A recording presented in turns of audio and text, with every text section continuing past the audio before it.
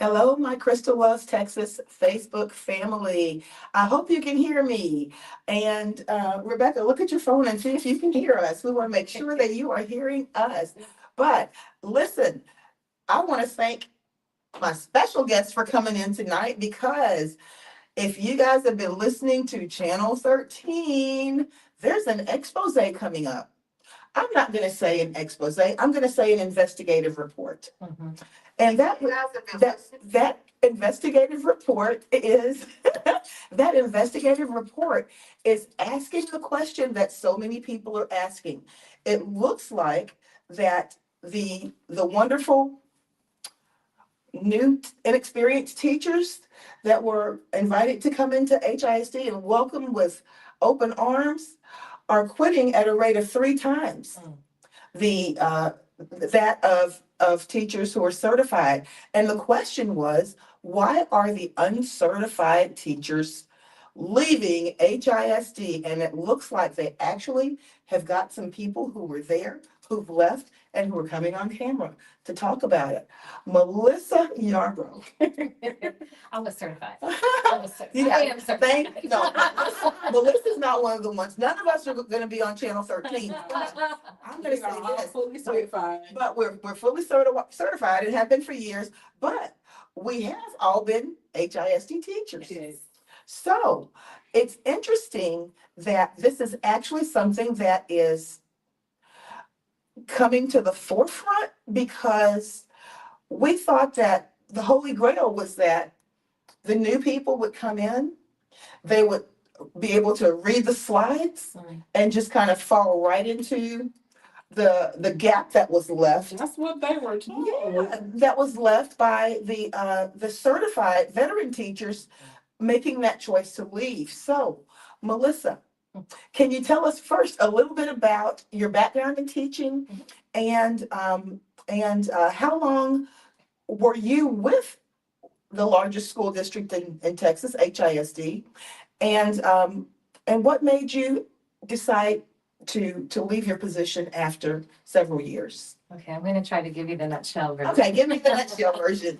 But we got plenty of time. Great. We got plenty of time. I'm in my 9th year teaching, and I was at HISD for 2.5 years. Okay. Now, it's not like me to have a half year somewhere. Me either. I mean, it's not like me at all. Right. And I fully expected to finish the year.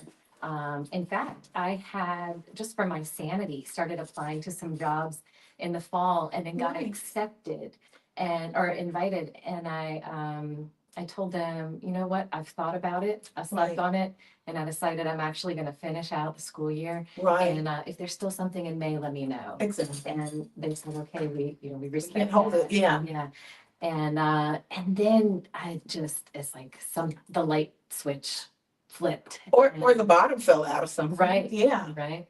Over the winter break last school Right. year, I just realized with all the stress building up in my body the days leading up to going back to work. Yeah. And realizing that life is too short to be allowing this to weigh on me physically, to harm my body Absolutely. and my mental health, and how that affects my family, Absolutely.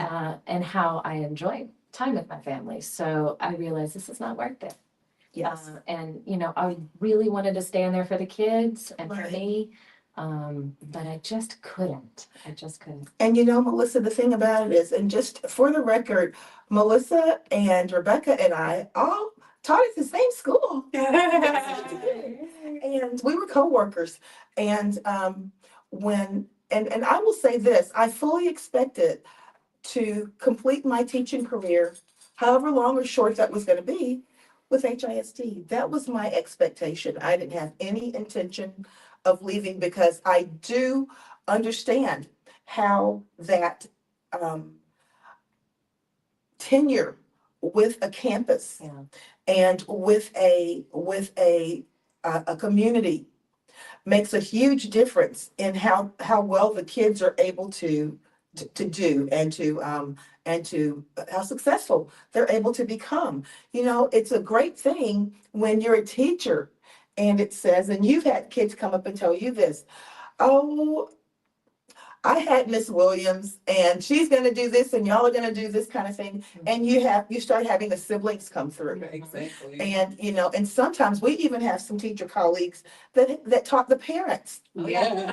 taught the parents, And a couple the grandparents. grandparents. Yes. Right.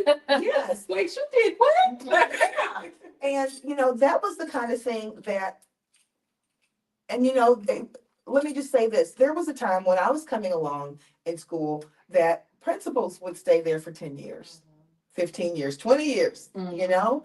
And, you know, all of these things began to change within, I'm going to say the last 10 years with HISD, but certainly after the state takeover. So many things that are the really good components that you can build the, what word am I trying to use? Community. Not just the community, but that you can build the character of a school with over the years, and people begin to want to be in that place. I remember the school that we were at. The community, there was community buy-in. Yeah. Oh, There were, most definitely. yes, there were some teachers who had been there, and hello DS, I'm not going to call any names, hi DS.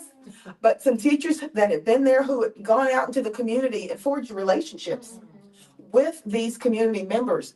And just because of those relationships that teacher forged, they came into the school, they sponsored our proms. Do y'all remember that? They sponsored all kinds of graduation parties for the kids because we were in an area where it was economically disadvantaged. And we were, you know, so that the teachers wouldn't have to come in and raise money and try and do that. We had community partners that actually came in and they said, you just tell us whatever you want. On that note, Rebecca, tell us a little bit about, you know, we talk every week and we talk about things that many times that we talk about political things many times, but since our heart is in teaching, we talk about a lot of things that affect us and our colleagues. Can you tell me how long, for the people who may not know this about you, how long you've been teaching and how, and what made you decide to teach and what made you decide that, you know, I got to stand on principle at some point? I know you're not asking me what is my why. That's her clever way of putting, what was your why? And you know what? When you finish, I don't mind telling my why. No, We all have a We why. do. So we laugh, and if you're a teacher out there, you understand the joke. They ask us all the time, or tell us, or remind us all the time. Remember your why. Remember your why. Yeah. It's like We don't forget our why. They just don't support us in our why. I love how you said that. I love how you said that. I've never forgotten my why. That's why we get up every day. Right? So, hi guys. I've been teaching, well, I've been in the education arena for 18 years now. Mhm. For 18 years. I had to pause because I'm like, wow, okay. Yeah. So I've been in the teaching arena about 17, 18 years now, but 12 years as a teacher. And the school that I worked in, I was the school that we all came from, I was there 9 years. Yes. And Crystal actually got me a job over there because we worked at a previous school together. A charter school. Right. And I was I had just passed my test and I was like, okay, I'm ready to go to the ISD now. And Crystal, I went and interviewed one day and they said, well, we happen to have another social studies position available if you know anyone. And I got on the phone and I called Rebecca and I said, Rebecca, listen, school starts tomorrow. It was going to be the first day that the teachers were coming in. School starts tomorrow for our onboarding, and you need to call them now. Yeah. And you I call them now right then, and they say, "Well, can you be here in 15 minutes?" No. I said, I could be there in 20. I was like, "Can y'all give me 30 minutes?" And they was just like, "Yes, yes, yes, yes." So we had the interview, and they hired me like right on the spot. So we started at the same Same time time. together. Exactly. So that was one reason why I even got into education. And I've told this story many times. I was actually working for my state representative at the time. As soon as I graduated from college, my major was political science. So no, I don't have an education degree. My major was political science, and I was working for my state representative. And what happened was he lost his election, and I was young then. I was really, really young. I was like 24 years old. And he was saying, you have my blessing to go work for other people, because other politicians were calling him, was like, well, tell her she can come work for me, and tell her she can come work in my office. And my work pretty much spoke for itself. So because I was young and loyalty had been embedded in me, loyalty in politics, I know that's a joke, but loyalty had been instilled in me from day one. And I was just like, you know what? No, I'm going to just go ahead and find me something to do. And that's when I stumbled into teaching. Now, I had not planned to be there because, like I said, I have a political background. My whole background is politics. So I had no intention on staying in education. And I know people are like, well, education was political. I didn't see it at that time. I was just 24 years old. So I think none of us saw it. We haven't seen it so clearly as we've seen it within the last 2 years. it's right. So, I just was like, okay. So I got into teaching, and teaching was supposed to be temporary until I figured out what I wanted to do in politics. And 1 year turned into three, three turned into five, five turned into 10, Yeah. and here I was. You found what you wanted to do. Well, her calling. And the thing about it is, and we could probably all attest to this, if it were simply for the kids, Right. we'd probably still be where we were. Mhm. So it has nothing to do with the students. It's never had anything to do with the students. Mhm. But when you've got other dynamics that jump in Right. and begin to overshadow the real reason that we are there, it really leaves a very salty taste in your mouth and in your spirit about why you're there. Yeah. I will tell you my why now. And I'll tell you not the why of why I began teaching, but the why as to why I had to do something differently with my teaching career. I absolutely loved my school district. I loved it. However, I did not like what I was watching it become. Yeah. And what I mean by that is that when you see the dismantling of everything that you have learned in education is the important aspects of being in the classroom and being able to see a student move from point A to point O to point Z. And that's completely torn away. Even on top of that, seeing the type of tactics that are used to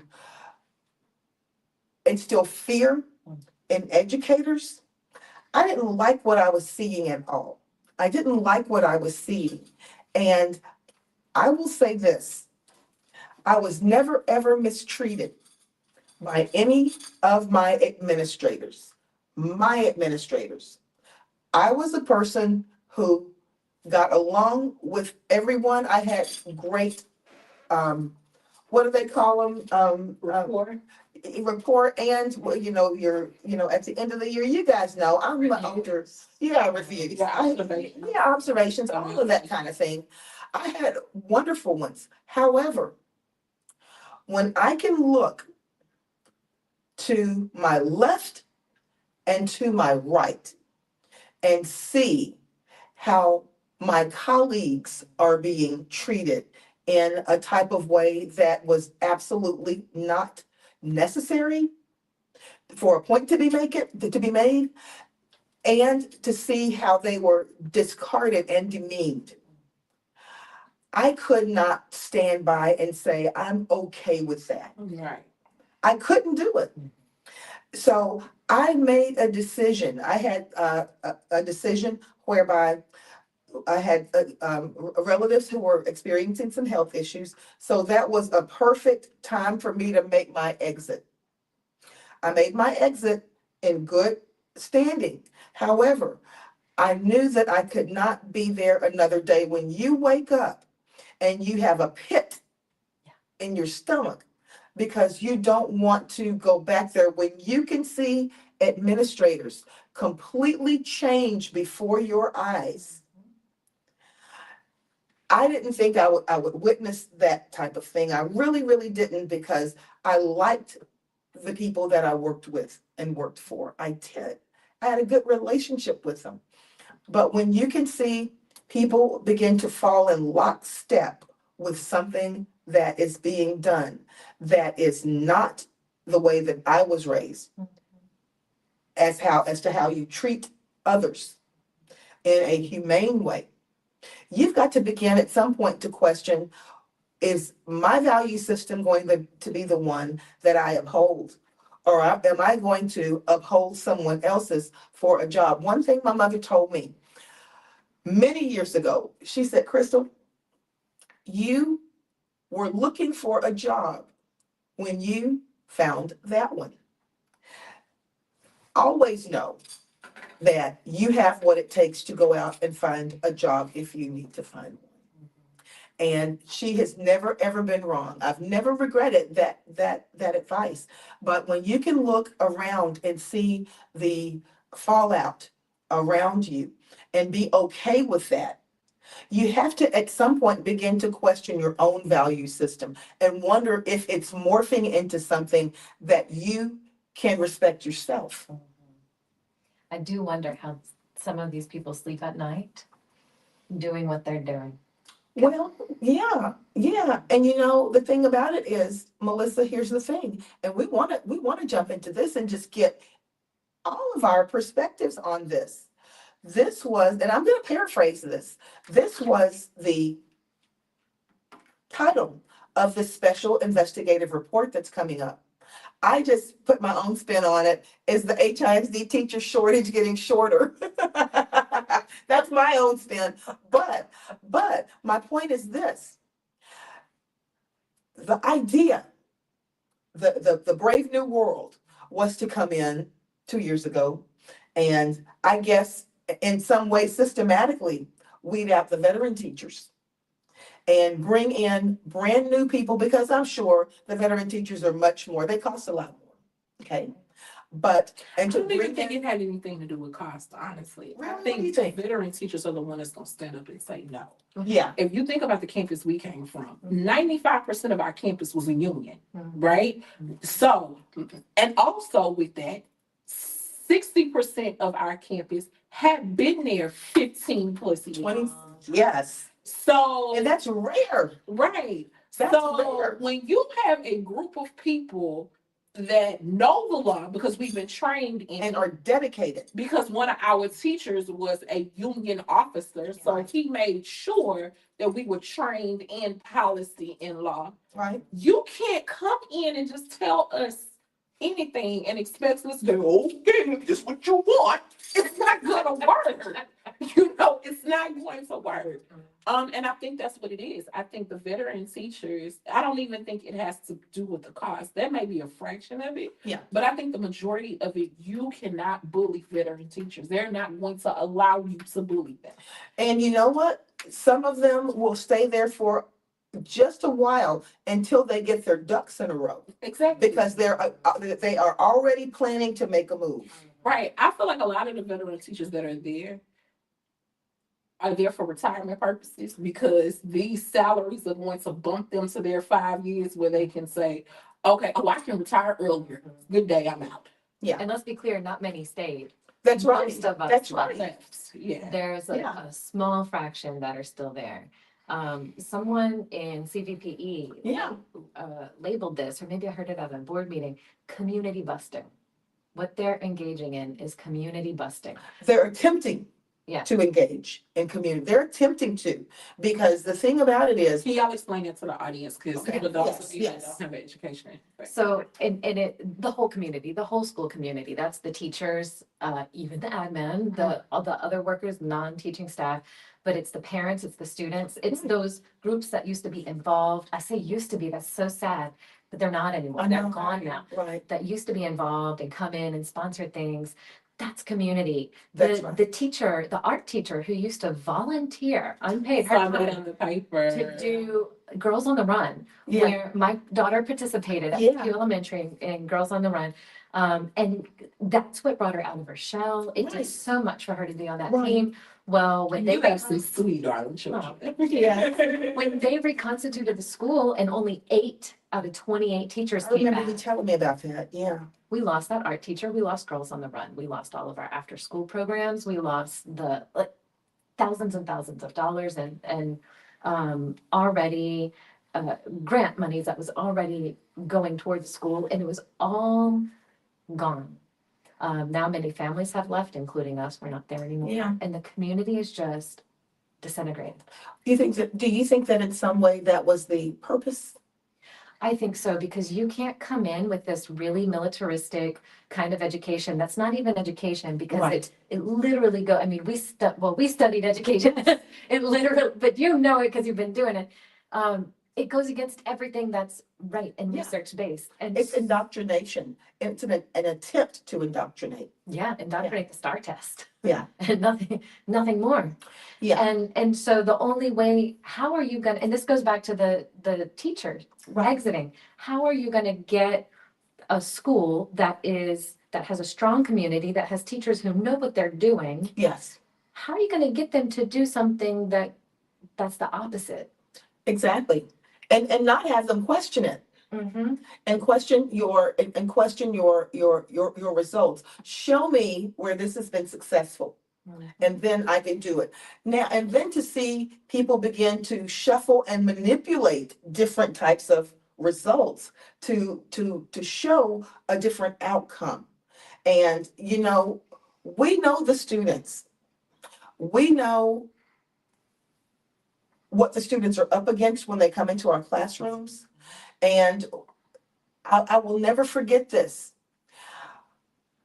Not having a situation, having to go completely through, because I wasn't there long. I'm going to tell you, I was there maybe 3 months into that process. And then I was like, but to have to teach from a slide or some type of really poorly done PowerPoint, where you have, poorly done PowerPoint, where you have a hodgepodge of things thrown together, some of it disjointed. You have now, and here's the thing, and I will never forget this, because that's when I started seeing the facade breakdown. The social studies team in pre-takeover HISD had worked painstakingly to create a curriculum for the 6th through the 8th grade called master courses. And actually 6 through 12. I'm sorry, through 12. Well, I only, since we taught Middle school. I know what I saw, but it was all the way. That was something that took years to do, but they done a darn good job of it. And they were actually going in every year and tweaking little parts of it to make it, timing these lessons, making sure And that they these even lessons, asked us our opinions. the What do input. y'all think about this? And what do you think That's about right. that? That's And right. how can we make this better? And every suggestion we had, they tried their To best implement it. to implement it so that it could be teacher friendly, student friendly, and you could just go in and do what you need. Because we were resistant at first. Yeah. We were resistant at first because, But you were really resistant. But we had some teacher, what do they used to call it, teacher specialist. teacher specialists who said, you know what, just try it and see what you think. And when they set it in front of us and they said, literally, this is created not to stifle your creativity, but it's created so that if you want to use aspects of it, pull it, use it the way you want it. But in turn, a brand new teacher could come in. And if they didn't have 1 day of experience in that classroom, they could go through this lesson and teach that class. And when you shout out to the old curriculum department at HISD because they were awesome. But here's the thing: when you can do that and have something that's successful, you had teachers coming in and staying. Teachers didn't leave. Right. New teachers didn't leave because if you've got something that you can take out of the box and say, okay, I'm going to go ahead and be able to use this, and I feel good after this lesson, and the kids can ask me questions, and I can go back and answer questions just based on what they did. Think about the time that it took and how it had to be vetted and tested within that. Well, I remember our first day coming in before that drastic Mhm. NRG experience. That was something else. Oh, yeah. I remember our first day when we actually did the professional development, and before we went to NRG, we had our campus-based stuff and our campus-based training. And one of the things that Where was your campus-based training? On Where did it campus. take place? at Navarro, On campus. Okay, we never did that. We went straight over to Smiley High School, North Forest High because y'all School. were NES, we weren't at the time. That's right, that's We were right. non-NES. We were, no, not NES. Y'all were NESA. Yeah, that. And we The old term that does not exist. this is right. Oh, that's it? No. Okay, Everything okay. They're all NES Okay. now. But we were non-NES, so we got Did to your be- own thing. Oh, no. We went to the NES trainings. And I said, wait, are we supposed to be here? Because we're not NES. Oh, yeah, it was the same slides they gave to the NES teacher. So I interrupted you on it was deceptive. Oh, very. So That's all it is. you were out on family emergency. So the couple days that we were there on campus for non-NES, I was floored, to say the least. First of all, history, if you know anything about history, history is a project-based learning class. Now, we don't do projects all the time, but You need some hands-on. you will not ever walk into a history class in America and they're not doing a project. Mhm. That was the first thing that went out the window. And then they had the audacity to call the projects project-based learning Crayola curriculum. Never in my life had I ever heard, and I've been in education 18 years, never in my life have I heard Crayola curriculum. I was confused. And I said, can y'all please explain what Crayola curriculum is? They was like, oh yeah, when kids are coloring in class and when they are drawing in class, all of that is considered Crayola curriculum. Right. We do timelines, Diagrams. maps. Mm-hmm. That's still Crayola curriculum, Miss Williams, and you can't use it. Can't make maps anymore in a history class. Social studies, sorry. Well, And then it was just the changing of everything every day, every month. It was so many changes. I've never heard so many. Now, our in education, it is very acronym heavy. Very, I think sometimes we forget. oh gosh. Oh gosh, we had an acronym incident on Friday that almost was explosive, but it was my fault because I had been through the trainings, but there were at least 10 acronyms in that whole training, and I said I don't remember any of that, and the administrator said, well, the data training that I said, oh yeah, the data training. I'm familiar with the data training that we did on Friday. The DT. Exactly. So when you got 10 different acronyms. Yeah, that's what I'm saying. First of all, education is acronym heavy. Yes. So it's like, okay, So there were things like the aggressive monitoring, Mhm. right, that you had to do. I'm so sick of hearing that, so I'm just blue in the face. I'm gonna be aggressive with my kids. Right, we had to do things like aggressive monitoring. And to explain what that was. That means, so basically, aggressive monitoring is when you walk around to see what your kids are doing, Which is normal, which is and we normal. already Yes, do. yes. Right, but you have to put a checklist to see if they understood it. So you have to go by each kid. And I know some of you are thinking, well, what's wrong with that? You only did that in a certain time. There's no time of the day. Yeah. Yeah. So then you had these, but everything was changing by the fly, by the seat of your pants. Once we got through with one thing, it moved They would change to something else, to, which made it very obvious that there was no science behind any of this. Yeah. and then I got my head chewed off a couple times, more than a couple times. Yeah. Because I would ask questions, and I would ask questions. What is the purpose of this? I don't understand this. The purpose is you have to do it for the kids. And this, let me tell you what I heard one too many times. I think that was my straw that broke the camel's back. What was it? Was it FIO? Oh, we're trying to remember an acronym right now? Uh-huh. Yeah. Which. Figure it out. Yeah. Figure it out. Figure it out. They couldn't answer the questions that you were asking them because they didn't have an answer to it. And they would say, figure it out. And it's a non-negotiable. And then two days later, it would change to something else. And we said, well, didn't we just say that was gonna? And they would say, FIO, figure it out. And that was the thing. That's when I realized all of this NES crap is made up. Yes, I said it. All of this NES crap is made up. Yeah, When there was no your science. administrator Yeah. can't answer a question, Right. and I've said this 1,000 times on our HISD teacher group.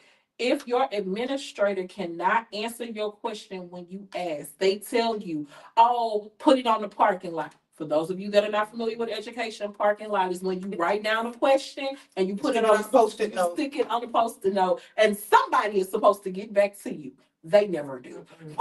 It's just That car's gonna get a boot on it. Right. Stay there. So put it on the parking lot, or I'll get back to you, or what was told to you in your training. Oh, we discussed this. Well, if we discussed it, obviously I'm asking a question and I don't Right. understand. I need for you to reiterate to me. So you can explain it. And they thought explanations was saying the same thing 5 different people.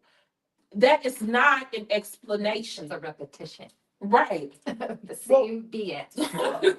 Melissa and Rebecca, why do you think Channel 13 felt it to be so important that an entire investigative report has been launched, which will be airing? It may air tonight, I'm not sure, but I know that it's upcoming. It may be next week because they've really been pushing it out there. But why the teachers that were the godsend Holy Grail teachers that we could bring in from off the street, and nothing to teachers that are uncertified who came through alternative certification, because I came through alternative So did certification. I. But I went down and I sought this out. I wasn't baited in with a huge amount of money Right. and told that this is going to be an easy job. All you got to do is follow these slides. Just put the slides in, and whatever is on the slide is what the kids are going to do, and we'll show you exactly how to do it. Okay. Why do you think these teachers, and trust me on this, I know that if they put it out there, they've done their research on this, are leaving that district at a 3 times greater rate than certified teachers? We're only 2 years into this, so they're not lasting 2 years. Yeah. I mean, some of them are less than 2 days. Yeah. Or the morning. Or after first period. Explain what you mean. What happens sometimes when a person Oh, who they is not get hired. Yeah. They get hired.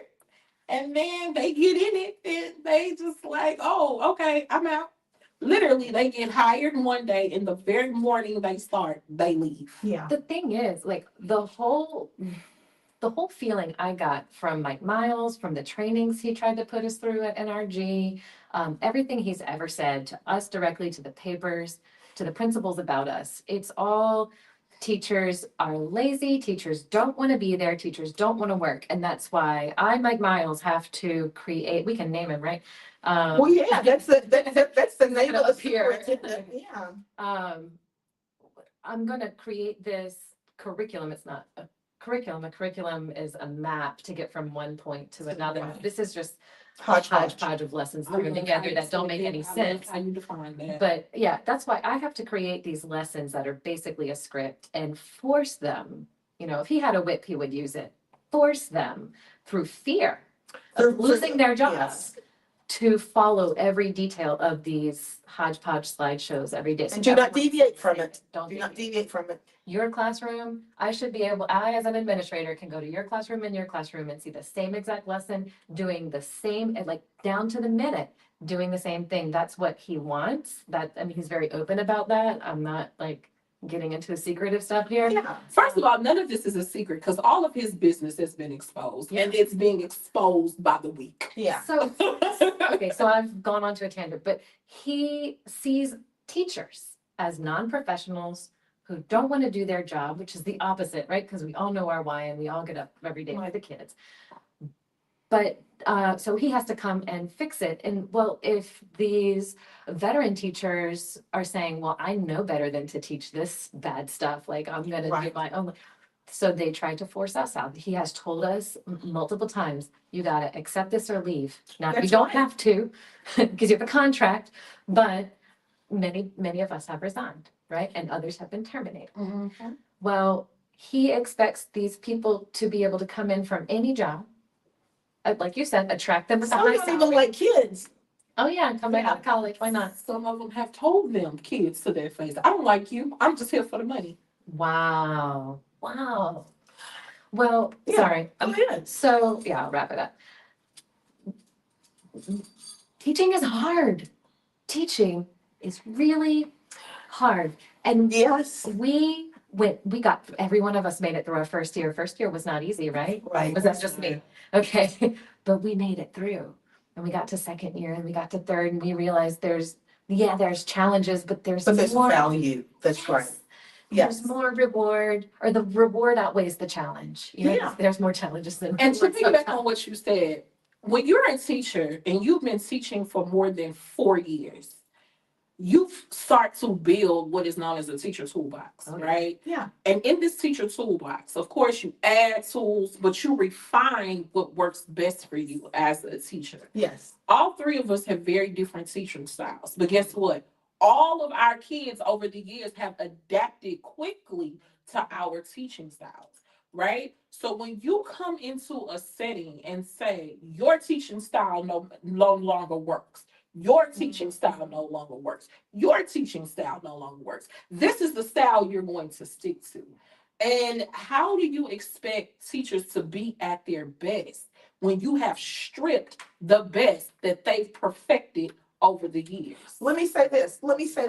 Now, it may have because I was out of there a year before you two ladies were out. Okay, at least a year before you two ladies were out.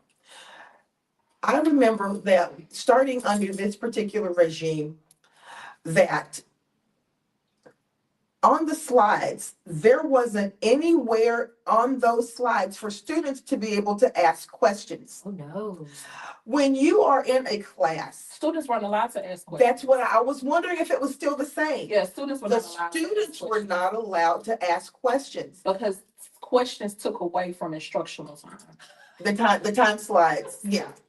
And No, I That's trust right. you. that's right. It's questions took away. And this was my favorite saying as a teacher. They've all been in my room before. This was my favorite saying as a teacher. They pay me to answer your questions. They do. Like, this is why I'm here. Otherwise, you would be doing this on your own. Wait, here's another one. When I let them read in my reading class, that took That's away wasting from time. instructional time. It's wasting time. Yes. Wasting instructional time, but reading in reading class. Yeah. No, Mr. Aubrey, you gotta put the books away. No more reading. It's Yeah. wasting instructional time. Also, I had a video, and first That's of a all, waste of time, Rebecca. What are you talking about? my kids know, and a lot of times my videos were my do now. So because the do now was basically is either a review for me, it was a review of what we've already talked about, or it was my introduction into what I was going to talk The about. hook The that grabs hook. their attention and makes them wonder. My God. Yeah. So I literally got a memo.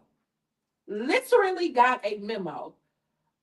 Your video had nothing to do with the lesson. You mean the lesson I was teaching?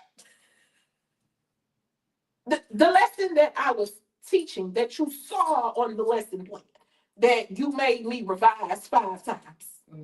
Rebecca, do you remember this? And I'm just throwing this in. This is just an aside, okay? When you and I taught together, when we first met, we taught together at a charter school. Right. And this charter school had had a passing rate. And I'm going to put these numbers out there so that people can kind of have a touch point on this. They had a passing rate of about 10 to 13% or so. And then you came there one year and you were able to get a passing rate for the students of 40, over 40%. 44%. Wow. Okay. I'm sorry, you went from 13 to 40? Yes. Okay.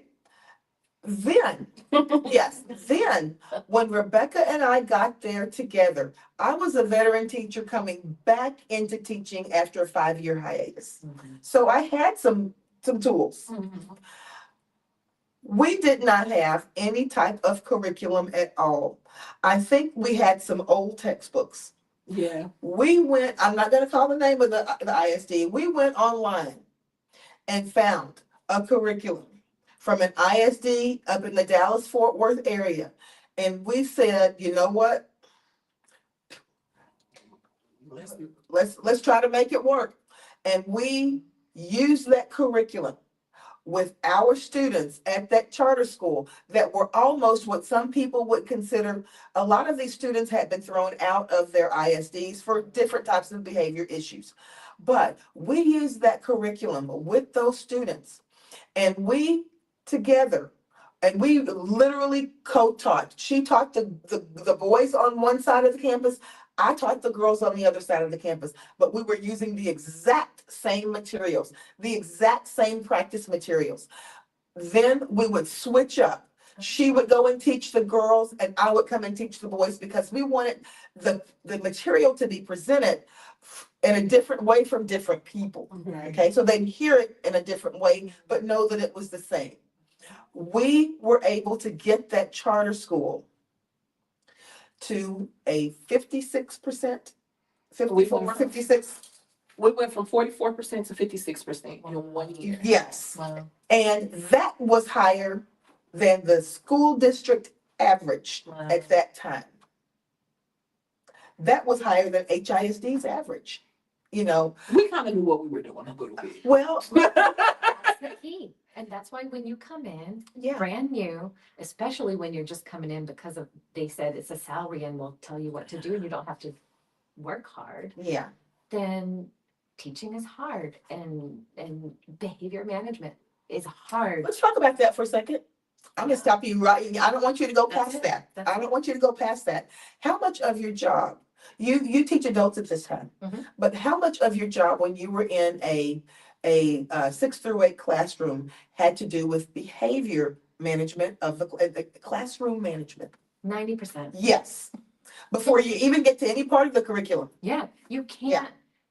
They're not going to learn if you're not managing their behavior. And I don't mean That's right. strict control like a military, That's right. Right. because that's what Mike Miles does. Yes, And that's why it doesn't work. that's right. That's why these teachers. First of all, have you ever heard of you not getting to know your children on the first day?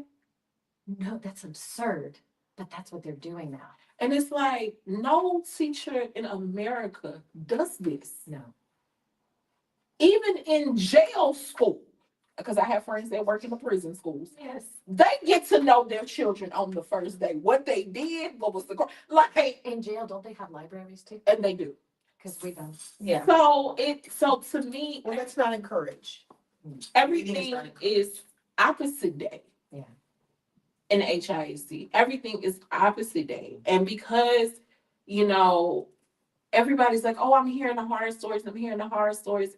A lot of people was like, well, oh my God. And he even made a big deal about this. Nobody is talking about the $90,000 I'm paying teachers. Well, first of all, you're not paying $90,000. Who's getting that much? So, you know, Yeah. we've already averaged and did that math. They're not making that. So please stop lying to these people. Well, no, he's not gonna do that. But these teachers hear the money, and I get it, right? And the harsh reality is, and I believe to my soul, teachers need to be making $150,000 plus. That's just me. But the harsh reality is, we live in America, and in America, teaching and educating is not a respected profession. Everybody's eyebrow should have raised when you're paying a classroom teacher living in the state of Texas, not Chicago, not New York, not Los Angeles, where the cost of living is ridiculous.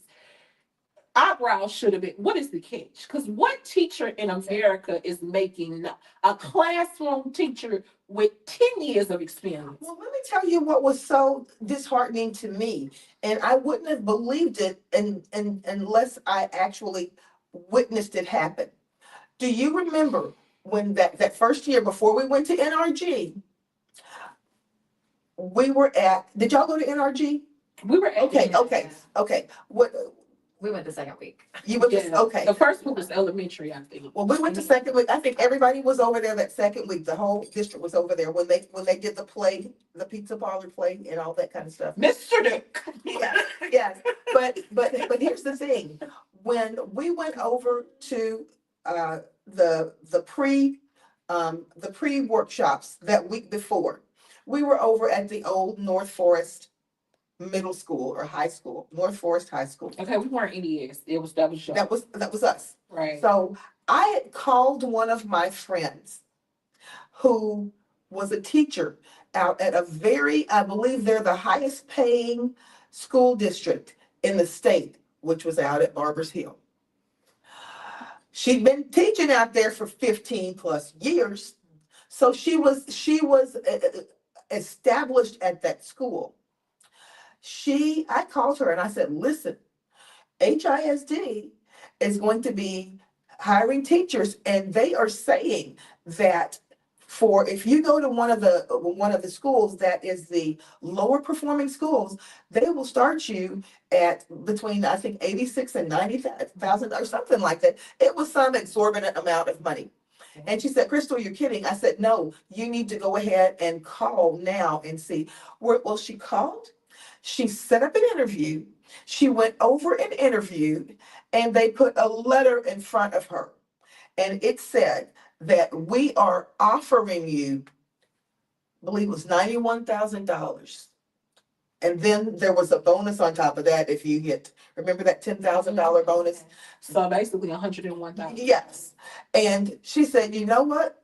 When they said that, and they put that in writing in front of her, she said, I will accept that position. I'm going to have to go. And I'm going to have to resign my position because I was going to go, but it was 45 days before school started. So she was in a good position. She went and accepted that position and resigned her teaching position of 15 plus years in that elite school district and came into HISD. We were sitting in the classroom when she got a call from Human Resources, and they said, come on down and sign your contract. Let me guess. She said, Crystal, I can't stay here. They just called me down. I'm going to go down and sign my contract. In about an hour and a half, I got a call. And she said, you're not going to believe this. How much was it? She said, when I got down to that meeting, they put a contract in front of me. And I believe the contract said $67,000. No. Wait a minute. Or it may have been a little bit more, or 70,000 or something, because she'd been in the classroom. 101,000. I knew that.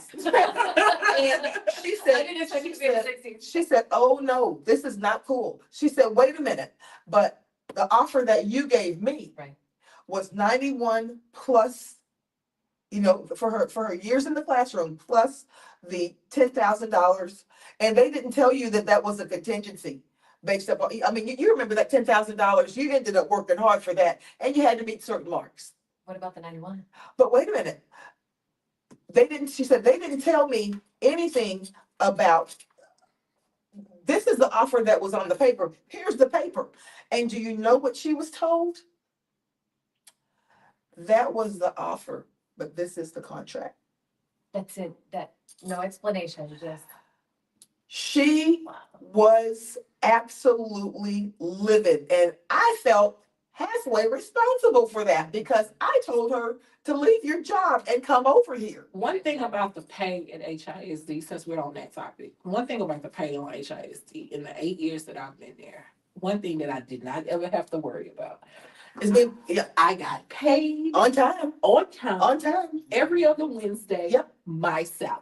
That's right. Period. That's right. It was the same salary That's right. every other Wednesday, Yeah. And let me tell you, every day. let me say this, Rebecca, and speaking of that, I got to speak to this.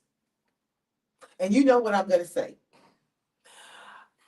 In the 15 years I was with HISD, I was paid every other Wednesday, like clockwork, whether we were in school during the summer or anything, every other Wednesday, like clockwork.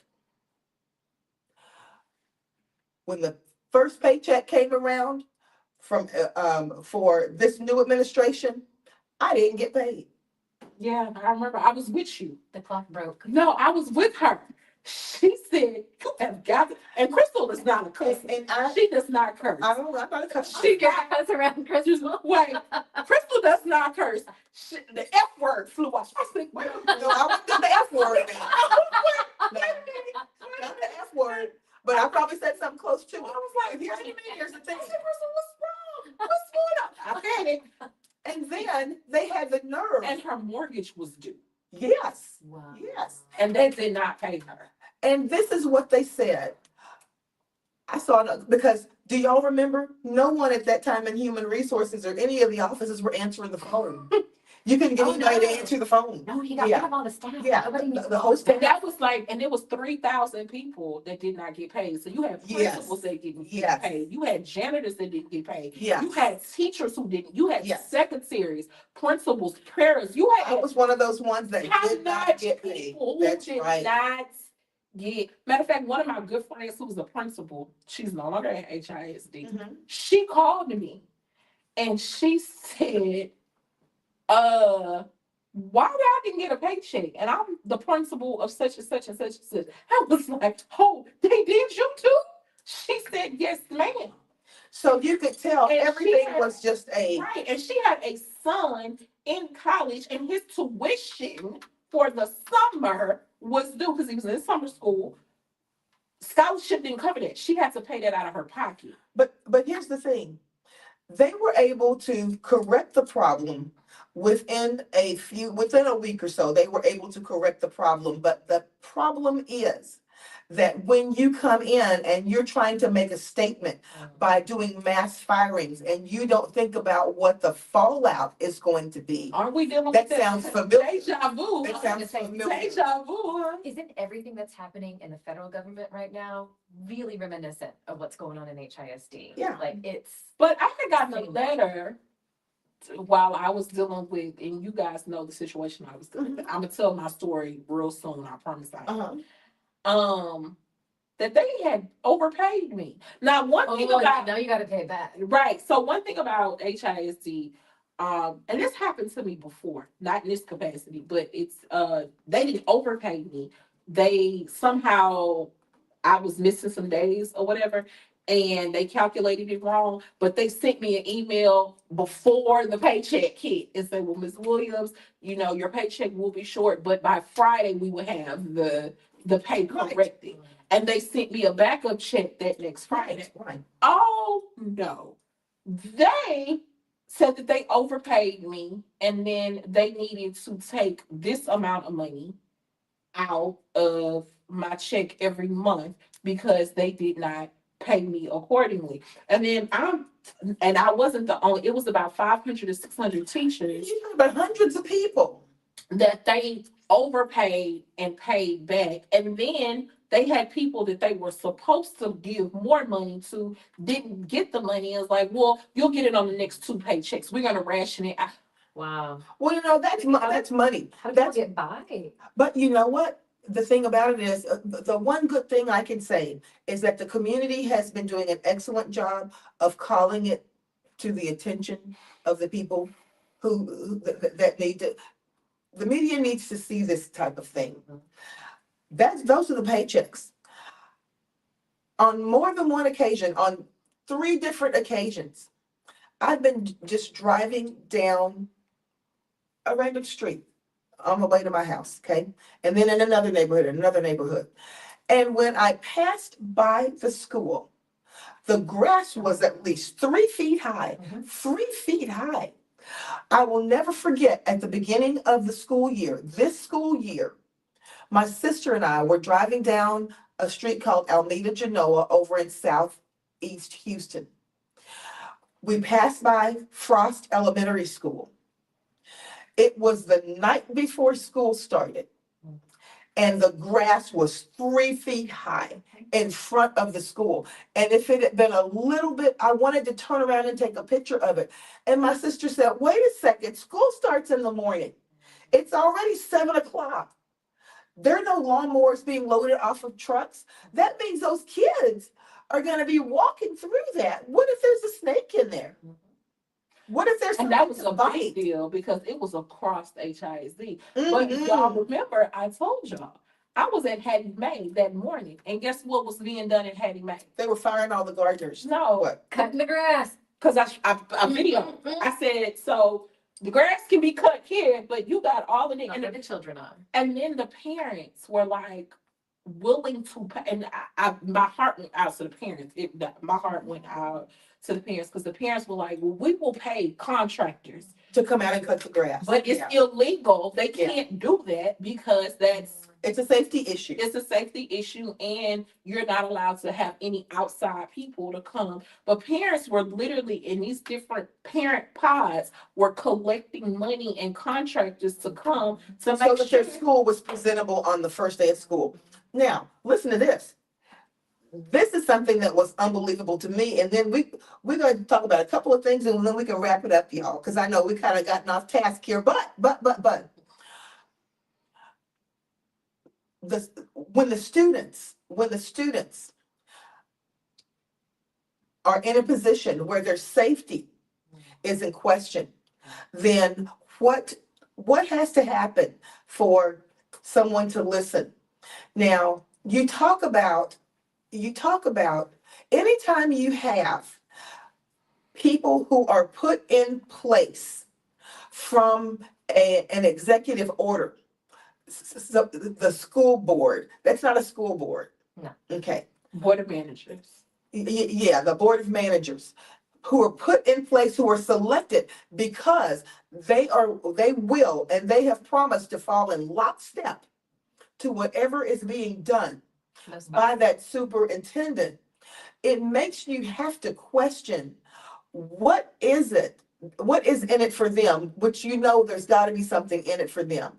But you also know that at a certain point, that whole regime will take a hard fall. But here's the thing.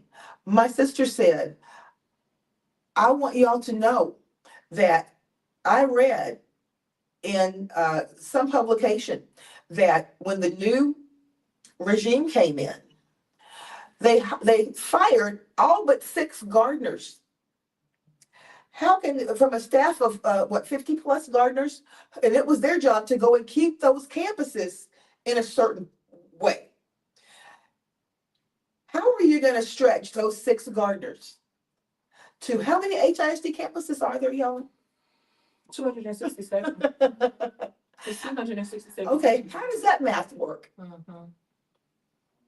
So that means it's not important that the kids have an attractive and a building that is inviting for them to come into to learn. But guess what? I do cut the grass at. Hey, man.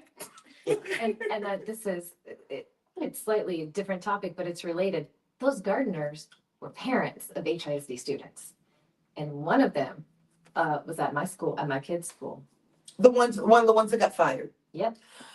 So this child lost their teachers because they made all the teachers leave. Only 8 came back. And their Dad lost a job because he was a gardener. Yeah. Oh, wow. And that was their primary source of Yes. income. Oh, And wow. like this man just came in and destroyed the community. Let's talk about, let's make this our last point, a topic, guys. And then we're gonna roll it back around to why these new people are leaving. Okay. Oh, I think we're getting there. I think it's starting to make sense to the audience. Like, I'll leave it too. A lot more complex. Wait a second. Okay. What is it that would make a teacher walk out of a classroom in the middle of a class before lunchtime? Mel, Rebecca, was it hard the first day you came in? Oh, Very. Okay. But you know what? It takes a certain personality to go into a classroom, to stay there, and to come back the next year, then the next year, because when you come back after 2 to 3 years, you know what to expect. You know what you're going to be hit with, especially if you're in a Title I school. Yes. You already know it, but you choose to come back anyway because you're saying, you know what, there's some value in this. You're vested in it at that point. You do what it takes to keep your professional development up, to keep your licensure appropriate. That means you're there because you want to be there. Right, exactly. That was not the case with the group that I saw coming in on the first day of the new regime. I had to go down to the administration building to you said Hattie Mae, I want everybody to know that's the administration building. I had to go down there to get a change on my name tag, to get a name tag change. Oh, your badge was beat up? No, it had a long last name on it, but I had to go down there. I had just neglected to do it because it took time to go. But I said, let me go ahead and get down here. First of all, when I walked in the door, I've never ever seen this before. Imagine a Taylor Swift concert. There were people. There was a line outside of the door. There were girls in Daisy Duke shorts and what they used to call wife beater tops without a bra. Okay? They had on flip-flops. They had on jeans that were ripped where you have the whole knees out and the whole. These were the new teachers coming in to fill out their paperwork. And I looked at my colleague and I said, and when we went into the room, I mean, and there was like a bullpen, and they were going in and out, just fast, getting them through their paperwork. These were the new teachers. Guys in do-rags were standing in line to be teachers. Girls with bonnets, they were standing in line. This was what they felt. Nothing against anybody who wears a bonnet. People wear bonnets to sleep, but they will make you sleep in, right? Mm-hmm. But here's the thing. These are the people standing in line who are lining up to be the new teachers in that classroom to teach your children. And they got on Daisy Duke shorts, tattoos all up the leg, all the way on the inner thigh, everywhere.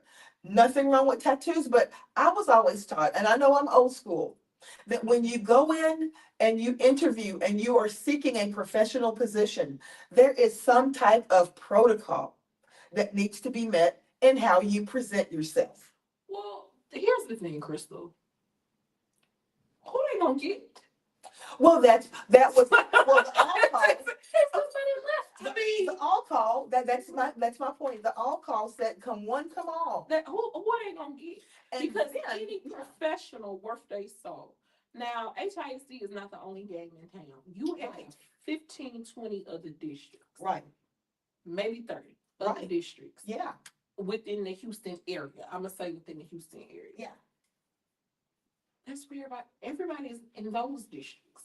All the professional people Yeah. are in the other districts. There wasn't, let me say this. There wasn't, and I don't know what the administration thought was going to happen, but when you get rid of all of your talent that knows how to make the school run without an administrator, even if you don't have an administrator, your professional teachers that have been there forever, they can make sure that nothing stops. Mhm. Okay?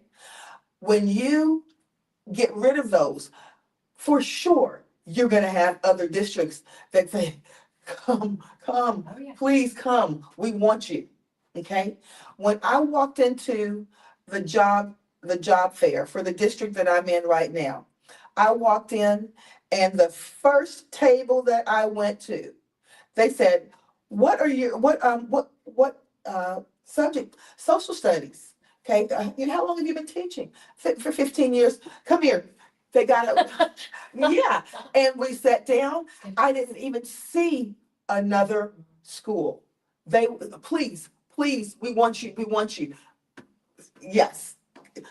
Sign your contract right here and then go in there and take your picture. It was like, what? Yeah. But they were clamoring for those seasoned professionals. There is a national teacher shortage. And HISD does not care. I think you said the question, what were they thinking? They weren't thinking. They and the thing was, they did not think that this was something, and Rebecca knows this because this made me madder than anything. We had an administrator at the school that I was at, okay, because I left y'all school 1 year before all this happened. Because I bought a house in a certain area, and I said, well, this other school is 3 blocks from my house. Mhm. So you guys bid me a fond farewell, and we just, everything was great. And I went to this other school. This other school had a very similar demographic of student, but the administrator was there for 1 year, and the regime happened in that summer. Remember, the turnover happened in that summer. He called us into the school, and he said, this was before school started, maybe a week before. He said, I want to let you guys know what's going on. This is going to happen. And these were the things that he spelled out. I'm not sure what you've heard, but you're not going to have to work extra hours. You're not, wait, you're not going to have to come in early. You're not going to have to stay late. Lies. If any of that happens, it will be taken care of by the auxiliary staff. Okay? You will have a teacher, coach in your, what is it, a learning coach they call them, in your classroom to help you. Lies. And but everything is going, this is going to be good for us. This is going to be good. The very next day, no, I'm sorry, this happened at 1 o'clock. At 5 o'clock, we got an email from the very same administrator that said, I have just been named the principal at X high school. Oh, Basically, I'm out of here. yeah. I'm out of here. So whatever I said, I don't know. But all of these things, and literally, I was trying to tape it because I had a friend that couldn't make it to the meeting. I wanted her to hear what was going on, but I had an old iPhone and it wasn't picking up, on a whole lot of the stuff, because he wasn't. I don't think he was on a microphone. But anyway, all of these things that were presented. First of all, I feel that I felt like I was deceived. Yeah. Because I felt like at that particular You time, shouldn't have been feeling like you were deceived. You I were no, I deceived. went up to him and after the meeting and I said, I gotta ask you this. Do you think that this is going to be a good thing for us? Mm. He said, I think it's going to be a very good thing. And not 3 hours later, he was over at the high school. Okay. So the new administrator came. Yeah. Yeah. So the new administrator came in and she seemed to be a very nice person. As far as I know, she's still a nice person, but she was basically lined up in lockstep with with the new stuff that was going on. And my whole point is this. We were told this 3 days before the deadline when we could get another, break our contract. Mhm. Well, that was done on purpose, Right. okay? Because they knew that if these teachers knew the half of what was coming down the pipe, then you would have had a mass exodus. Right there. Mhm. The new administration did not want to tell us a lot of this because he wanted us right up to that.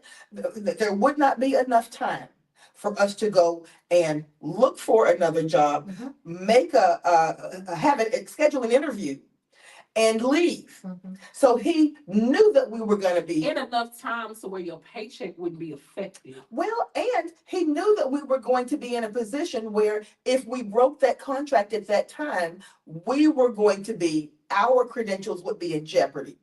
That was all planned out. So at that point, the union had to get involved, and you had people that were on fire about that because they never would have agreed to what was happening. And if you are now, this is where the real shifty move came in with the new administration. If you felt that good about your plans and about what was coming, Mhm. you don't have to convince people to stay. Right. You would let them out of that Trick contract. people. Trick them last minute. Trick them last minute. Mhm. You would say, guys, listen, you got these principals, the one that was at my school, they knew 2 weeks ahead that this was happening, but they waited until 3 days before. You see, so that whole thing was to me, they thought it was cleverly planned out, but it was so much heat behind that. So many teachers were saying, if I had known that, there's absolutely no way I would I would have stayed. Yeah. And I think in our case, for us, that we agreed that we were not going to be in ES. I was about to bring that up. It was a summer meeting. Mhm. I was on vacation, but I zoomed in. Yeah. The teachers decided unanimously, 100% staff. everyone on that meeting said no NES. Because you know how they sat us down and they dangled the carrot and they pulled out the stick and they said, if you become NES, we'll give you $10,000 for a bonus. Mhm. But if you choose not to become NES, you're probably going to become NES the next year. And that's when we reconstitute. You make every one of you reapply for your jobs. So if you choose. So you were it bent now- over a barrel, basically. Yeah. If you choose it now, we won't make you reapply for your job next year and we'll give you $10,000. Isn't that nice? And despite that, ask yourself why. Every single teacher on the campus would say no to that because we knew it came, what's the word I'm looking for? Like, it came with a catch. It came with a Mhm. really, really awful And then we catch. had already started hearing scuttlebutts from everybody else what was going on. Yeah. So I think we kind of already went in with a bias, like we don't want this. Well, we because- listened to the board meetings and Yeah. found out what was going on. Yeah. We knew. Yeah. So we said, no, we were not gonna, first of all, we knew it was gonna throw electives under the bus. Right. And none of us were gonna, because we had a strong community and we cared about each other. Right. Talk about- Strong talk elected about- team. We're gonna have to do a part 2 of this, Yeah, but talk let's do it. about electives. Do electives take place in HISD campuses anymore? Not in any of schools. They have what they known as dyad, and dyad is contracted employees to come and teach electives. But here's the caveat, because I I had heard that half of them don't show up. wait a minute. Here's the caveat. I had one dyad teacher at a particular school reach out to me. She found me and how vocal I was on HISD teacher group, and she messaged me. And she said, first of all, he lied about how he got our jobs. He found a lot of us on Instagram. A lot of us, What? a lot of dyad are influencers. Get Oh out. my gosh. Yep, I was floored. She explained to me that a lot of the dyad was influencers. I said, well, can I say this in public? I said, I promise you I won't use your name. She said, no, please tell it, because he needs to know, because he keeps throwing us under the bus and these principals keep throwing us under the bus. So a lot of these dyad people weren't influencers. that were photographers and karate and musicians. They had already had Not teachers. Let's right. be clear. Not teachers. They already had a following. Mhm. So what was presented to them, because a lot of them were lied to.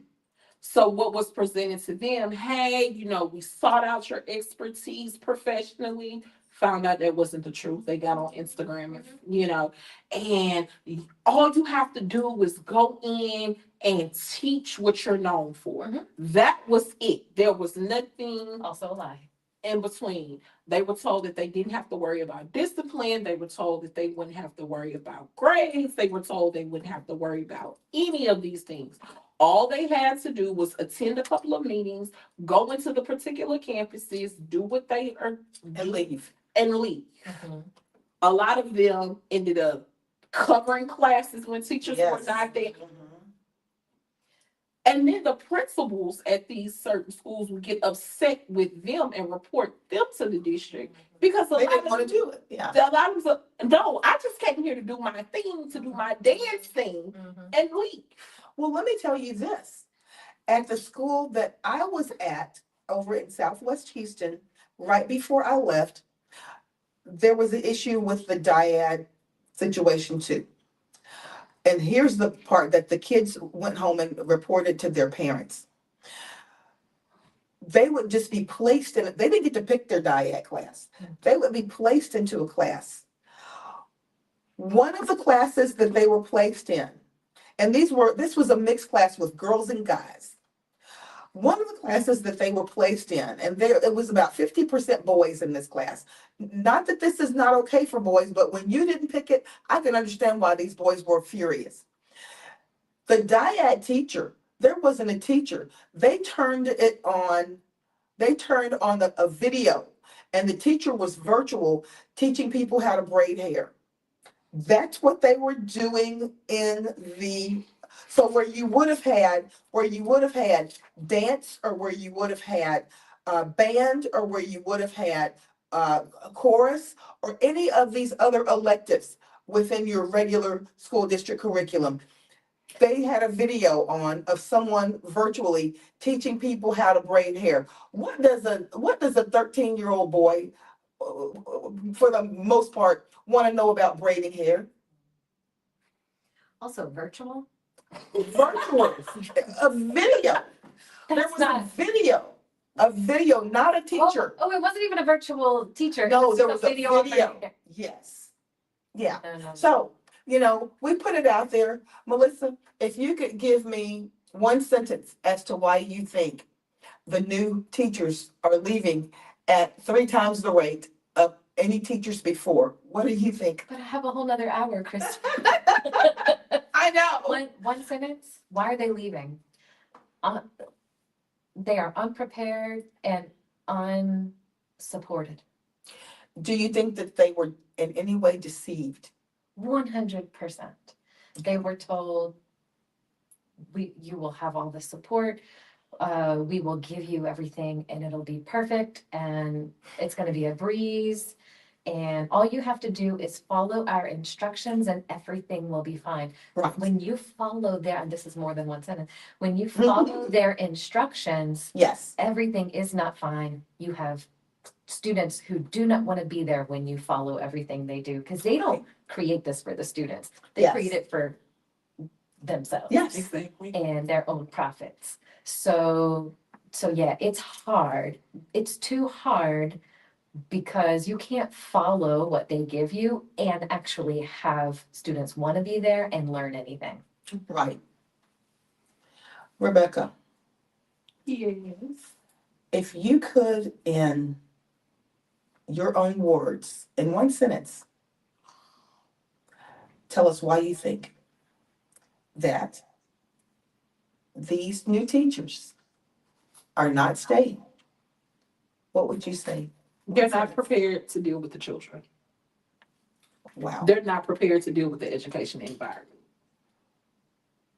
When you are a teacher, you have to do more than just know your content. First of all, you Yes. have to know the Yes. content. Let's start there. Yes. You have to know the content. Right. But then you have to do more than know the content. Right. You have to be a mom. You have to be a counselor. You Yes. have to be a nurse. You have to be a dad. You have to be Psychologist. a psychologist. You have to be a photographer, an event planner. Right. Well, I'm sorry, scratch that because there are no more field trips. Yeah. Or parties or anything that requires fun. Right. But in a normal Project school setting, manager. right? In a normal school setting, you even have to be a family mediator. Right.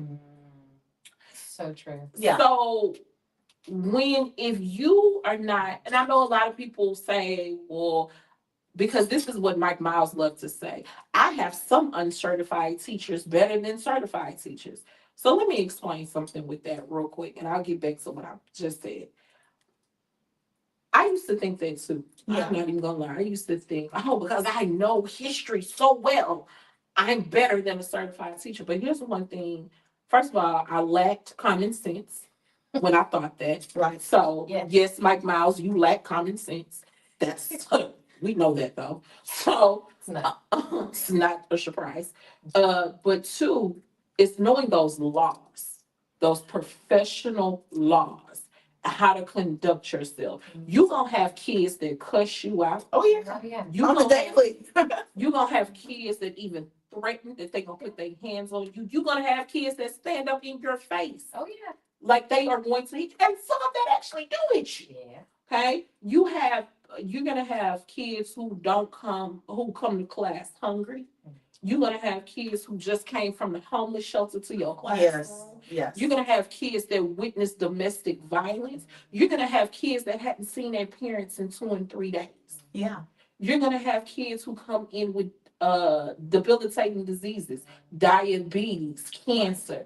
I've dealt Seizures. with all seizures. Yeah. You're gonna have kids who have recently lost parents. Right. You have to deal with deportation issues.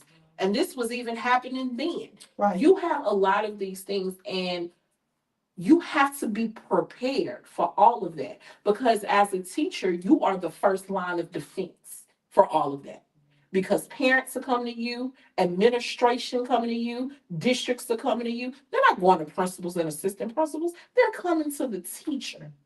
So if you've never experienced any of those things, or you have those things thrown at you and you don't have the expertise, or You won't be able to navigate them. Yeah. it's going to be a burden. And it's a daily thing. These kind of things, all of them may not happen in one day, Right? but all of them may happen in a week. Yeah. But when you have a class of 25 kids, and I'm being generous, I know, but when you have a class of 25 kids, you're dealing with 25 different personalities. Right. You have strong personalities, you have introverts, you have influences, you have followers, you have all of these things, and you have to deal with all of those 25 personalities and still educate and Yeah. give the knowledge that you're supposed to give, Right. and do all the follow the law. professional stuff behind it. Mhm. If you don't have any support, how are you dealing with that? That was a long sentence. No, I'm teasing. I'm teasing. I had to say that. I had to. That was funny because Rebecca gets very, very poignant about this because it's in her heart. Yeah. Yeah. And the same thing with Melissa. We are still here because we want to be here. Yeah. We're here now sounding the alarm because we know that people don't understand what's going on in And what teachers go through and what teachers have dealt with who have been committed to their students for years and years and years. And we're the fallback for everything. That child can't read, it's your fault. That child can't do math, it's your fault. That child can't take a test well, once again, it's your fault. Well, no, we know that's not the case. well, and let me say this, guys, and Rebecca, I always try to be as diplomatic as possible. And you know that I do. And sometimes I know you want to wring my neck, but I'm going to say this.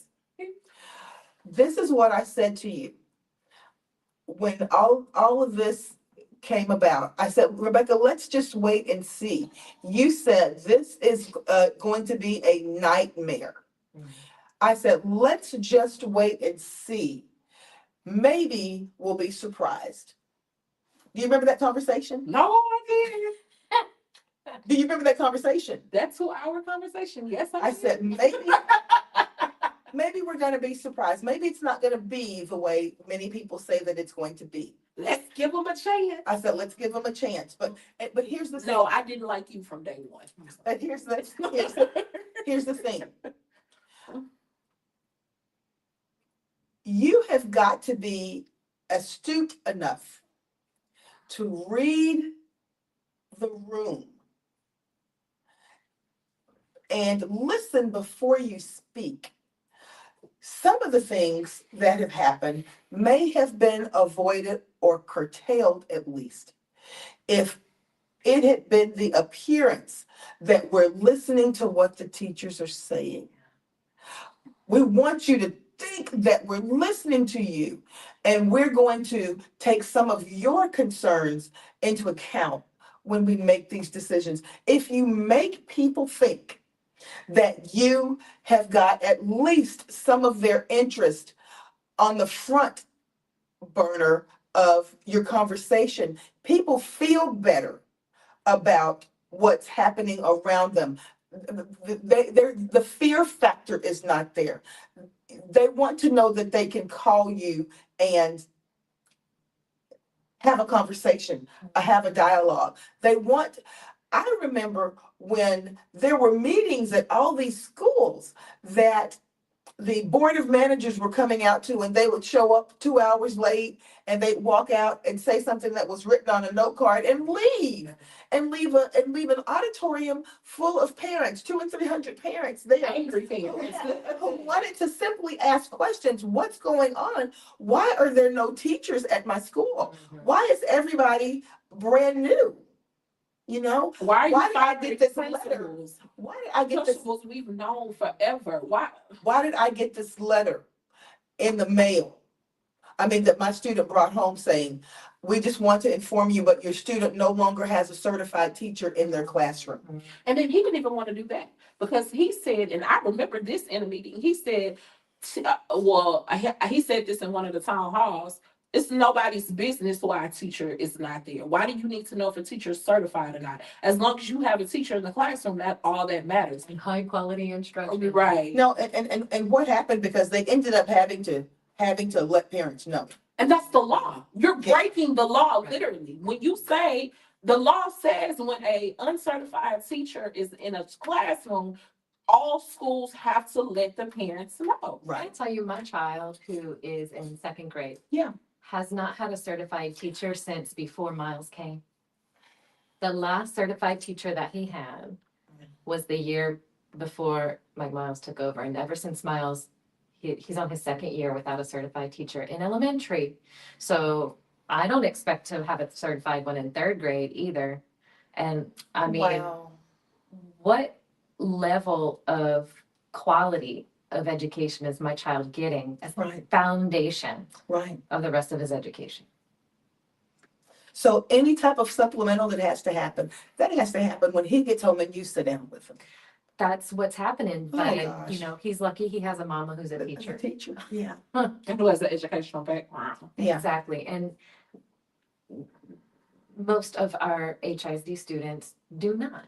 Or I don't know if I can say most, a large The amount. vast majority do not. But this is what I have to say, and I'm about to get on these principles just really, really fast, and then we'll wrap it up. Mhm. We could talk about this all day. Yes, we could.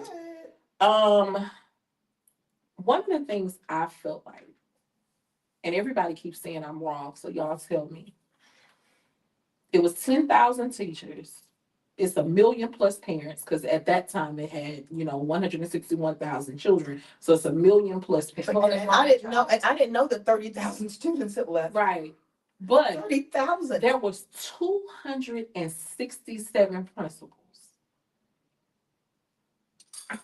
Now, I'm well aware that he had a principals academy and he had principals up and coming, which a lot of people, the public, don't know about that. He had a principals academy where he had. And you didn't have to have a principal certification for it. Right.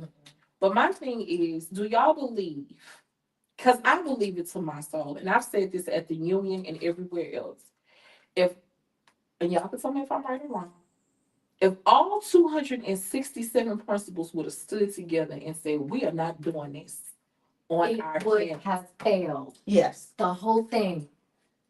if all 267 building principals would have said, you know what, we're not doing this on our campus. We're going to stand together and we're not doing any of this at our campus. So now I know a lot of them would have been fired. I get it, but what kind of impact would that have made if all 267 principals said no? And went in the news. Yeah. And the media gets involved. When you Yeah. stand up together. That's right.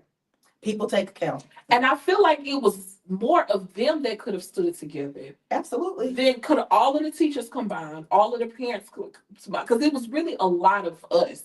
But with them, it was a small group, and they could have said the buck stops here. No, we're not doing this to our teachers. We're not doing this to our students. We're not doing this to our families. No, Mike Miles. No.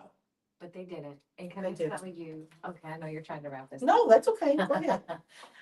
We had, and I will not name this individual. I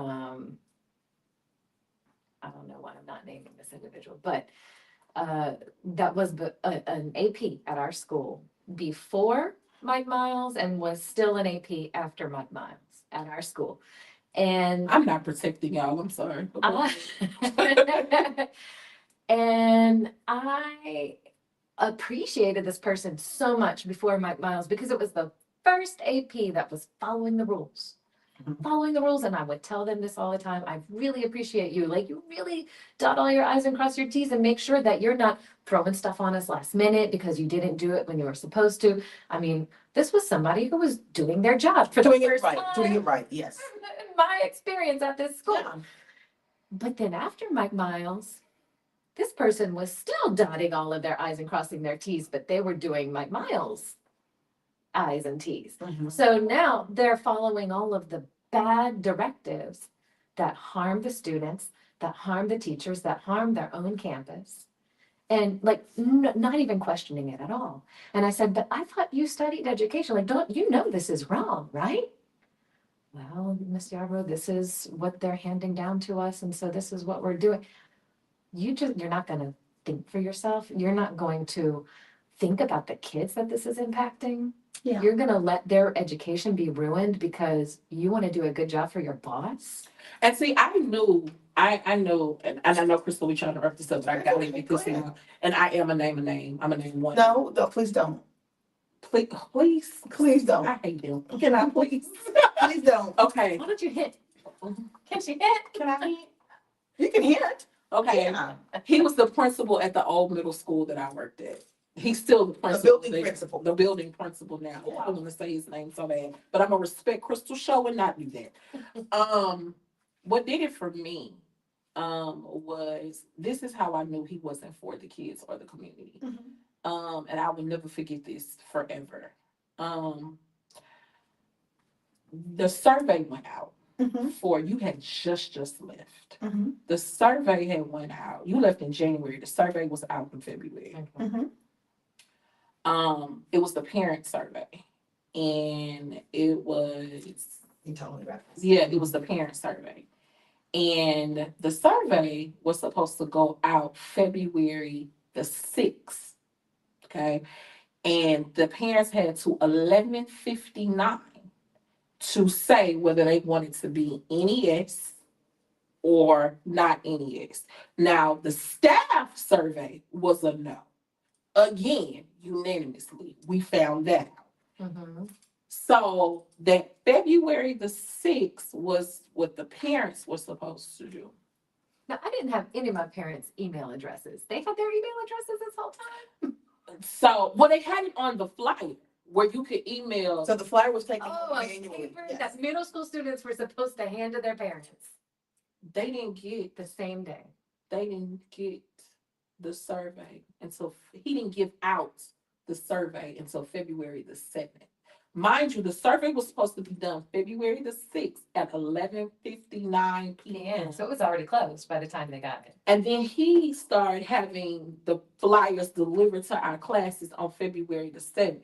Normally, I don't read none of the flyers that they send to the kids. I don't care. You know, that's for the parents. But I just so happened to look at it this one time in 8 years. I decided to look at a Yeah. flyer with dates and all. I said, "You have got to be kidding me." So that Friday, that Friday when we were announced to be in EX, Oh, that was fast. this POS. Trying it so hard. I am. Only because of my big sister. This POS, I'm going to say that, though, made an announcement.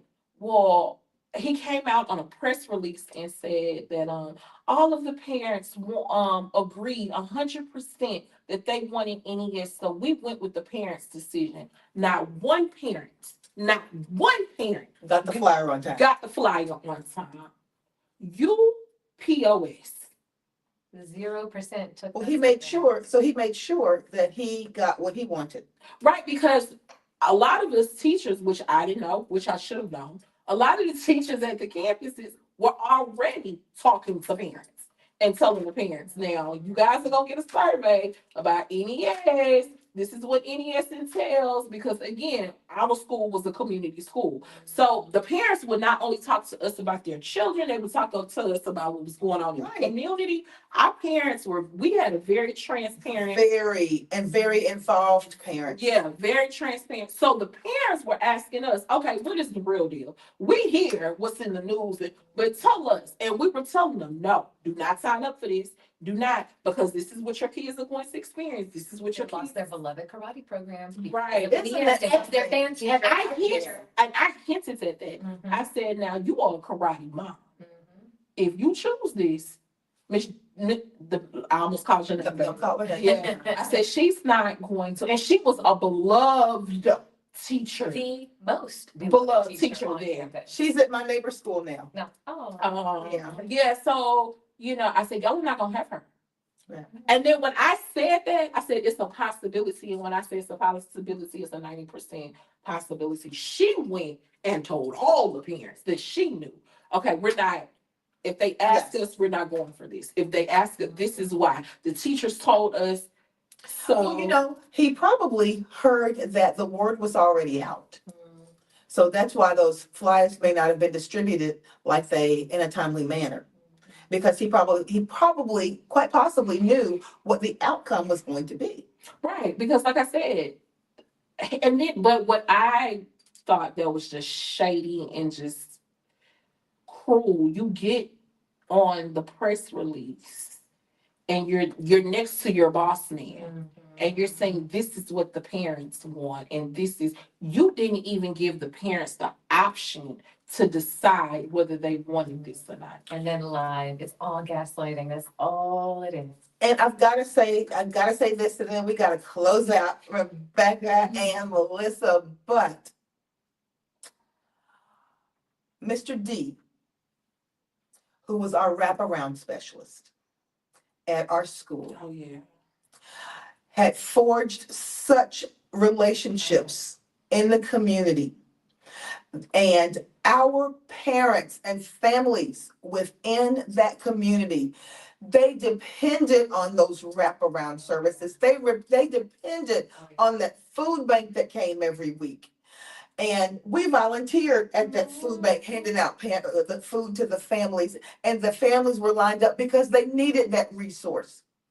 The first thing that was taken out of the school was that resource. They had a way that they very discreetly, they had what was it called? Backpack buddies. Mm-hmm. That every I Friday, put some of those backpacks together. every Friday, they would have people come down, backpack buddies come and meet at this room, and they would put food into that backpack for that student and their family to have food over the weekend because their situations were so delicate. The first thing that was taken out of these schools was Wraparound. the wraparound services. And you know what? Wait a minute, not only were they taken out, but they were supposedly consolidated to be more efficient. Well, these parents, many of them walked up to the school with their grocery cart in order to pick up those groceries. Yeah. So if you take it and put it 5 miles away, they may not have bus 20, there. 30. Yeah. The sunrise centers are not even in a fire, and I don't even know if the sunrise centers Are are still still open. operating. Yeah. You never hear about it. Yeah. But Except the when you thing check was- this propaganda. Yeah. Before you talk, Mel, I gotta say something on this. I was one of the co-sponsors. I was one of the co-writers of the wraparound policy. Oh, wow. I was one of the policy writers for wraparound. Right. And a lot of people don't know that because that was one of my first pieces of legislation. That is Mhm. awesome. And that broke my heart because We needed it. Mr. Yeah. DX Yeah. was like, hey, I have a project I want you to get involved in. And I wasn't even at Navarro a month. And he was like, hey, would you mind helping out with this? I was like, sure. And it was like 9 of us. It was 4 union people, it was like 5 teachers, and it was 2 or 3 nonprofits. Mhm. And we spent 4-5 weeks getting the language right, Mhm. getting the how we even debated on who would vote for it, how it Right. was going to be presented. And that was like my first piece of legislation that I've ever written. Mhm. I'd never written legislation in my life. That was my very first piece. Mhm. And What a wonderful piece to start with. And the thing about it is, part of this with the other Mr. D, who was over wraparound Mhm. services. I remember what he did after it was the hurricane, when people's power was out and people didn't have lights and water. Yeah. He was able to go up to the high school that was the adjoining high school and have them open their gym so that the families could come in and shower, Mhm. because a lot of people did not have access to those kinds of things. No hot water or running water. But we could talk for days on this, guys, but teachers who stay in a school, teachers who stay in the profession, are there because they want to be there, not because they have to be there. There are jobs that they could have that would render a lot less stress. Yeah. But the teachers who are there because they want to be there. The new teachers, or the teachers that were kind of thrust into that position in a deceptive way, my heart goes out, because you were misled in a whole lot of ways, and you may have wasted a couple of years of your career time. But teaching is the kind of profession that you truly need to be able to see if you like it, to see what your tenure is going to be there. And it is not for everyone. By all means, it's not for everyone. But I want you to please tune in, and Channel 13 is not paying us a dime, okay? But tune in to the Channel 13 special that's coming on. Again, it may be tonight. I should have gotten this information before, but it may be tonight or it may be over the weekend. It is about the HISD teacher shortage and why the uncertified teachers are leaving there at 3 times the rate of other teachers. And these are the uncertified teachers that came in under the new regime. Okay.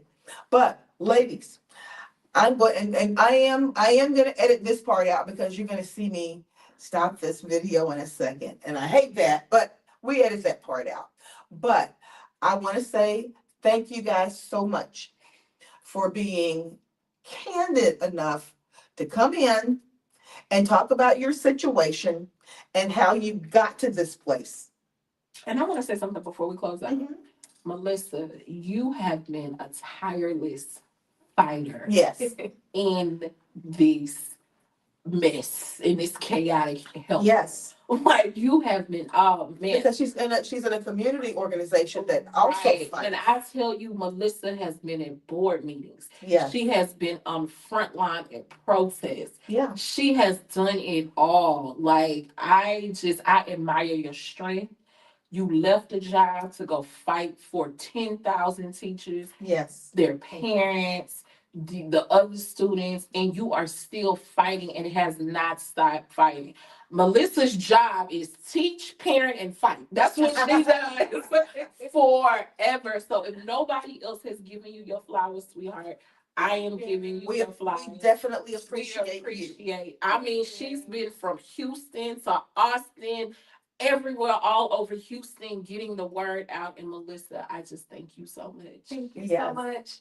By the way, we're going to Austin on. I'm gonna be there the March first 10th. Monday. You're coming? I'm coming from. Yes, we will be there. Come join us. Yes.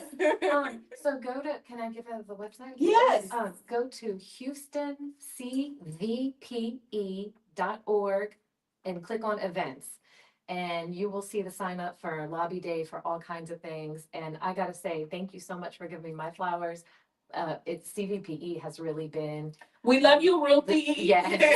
I just got a call from you. I didn't know if it was gonna be okay for us to say that. I'm glad that it's okay. Yes. And they have like inspired and encouraged me to keep fighting because there are days that I'm just tired. But you Yeah. know what? I can't stop because it's just so wrong what they're doing. Yeah. So yeah, thank you. And y'all don't know Ruth Kravitz. Oh my God! If you've never experienced the power of Ruthie, You too. you need to. And She's she's a former classroom teacher and administrator, Yeah. and I think that's what brings so much power to it And because passion. she was in the office. I mean, she went from the classroom to the office.